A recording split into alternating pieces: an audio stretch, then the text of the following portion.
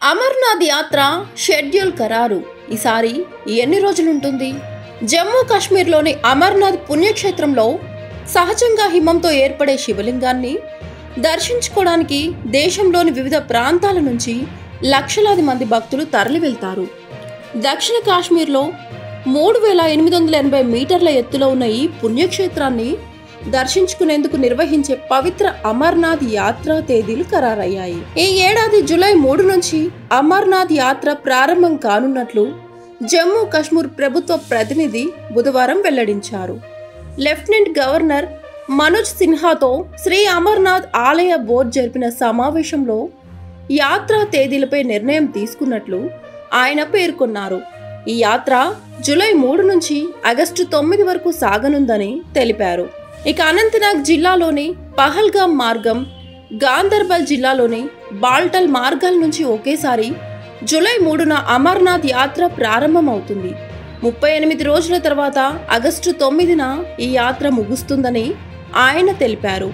సమావేశానికి హాజరైన బోర్డు సభ్యులు భక్తులకు సౌకర్యాలు, సేవలను మెరుగుపరచడం సహా పలు ప్రతిపాదనలు చేశారని అన్నారు. అమర్నాథ్ యాత్రకు భక్తుల రాక పెరిగే అవకాశం ఉన్నందున జమ్మూ, శ్రీనగర్ ఇతర ప్రదేశాల్లోని సహాయ కేంద్రాల సామర్థ్యాన్ని పెంచే చర్యలు, ఈ కేవైసీ కోసం యాత్రి ఫెసిలిటేషన్ కేంద్రాల నిర్వహణ, RFID కార్డుల జారీ, నౌగామ్, కాట్రా రైల్వే స్టేషన్లు సహా అనేక ప్రదేశాల్లో యాత్రికుల స్పాట్ రిజిస్ట్రేషన్ గురించి చర్చించినట్లు ప్రతినిధి తెలిపారు. ఇక అమర్నాథ్ గుహలోనే పరమశివుడు తన అర్ధాంగి పార్వతీకి అమరత్వం గురించి వివరించాడని పురాణాలు చెబుతున్నాయి. ఈ అమరత్వం గురించి విన్న వారికి మరణం ఉండదని అంటారు. పురాణాల ప్రకారం పరమేశ్వరుడు 3వ కన్ను తెరవడం వల్లనే ఈ గుహ ఏర్పడింది. ఇక్కడ శివలింగం సహజంగానే పెరుగుతుంది. అందుకే దీన్ని సహజలింగంగా భావిస్తారు. శివుడు భూమి, నీరు, గాలి, నిప్పు, ఆకాశం అనే పంచభూతాలను ఈ గుహ పరిసర ప్రాంతాల్లో వదిలిపెట్టాడని, అందుకే ఈ ప్రాంతాన్ని పంచతరణి అని కూడా పిలుస్తారని తెలుస్తోంది.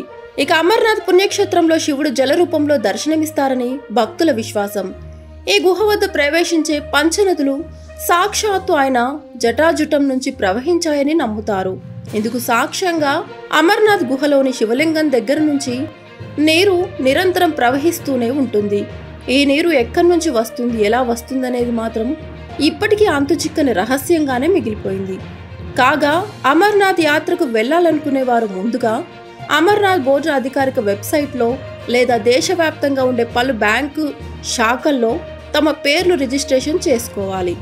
అమర్నాథ్ యాత్రికులు ముందుగా జమ్మూ చేరుకొని అక్కడి నుంచి ట్యాక్సీల ద్వారా 373 కిలోమీటర్ల దూరంలో ఉన్న బల్తాల్ లేదా 260 కిలోమీటర్ల దూరంలో ఉన్న పహల్గామ్ క్యాంపులకు చేరుకోవాల్సి ఉంటుంది. బల్తాల్ నుంచి 2 రోజులు, పహల్గామ్ ట్రెక్కింగ్కు సుమారు 3 నుంచి 5 రోజుల సమయం పడుతుంది. యాత్రికులకు ఈ మార్గంలో అన్ని సౌకర్యాలు ప్రభుత్వం సమకూరుస్తుంది. రిమోట్ మార్గం నుంచి హెలికాప్టర్ ద్వారా కూడా అమర్నాథ్ చేరుకోవచ్చు. ఈ వీడియోపై మీ అభిప్రాయాలేంటో కింద కామెంట్ రూపంలో తెలియచేయండి. ఇలాంటి మరిన్ని ఇంట్రెస్టింగ్ వీడియోల కోసం చూస్తూనే ఉండండి మా ఛానల్. Please subscribe.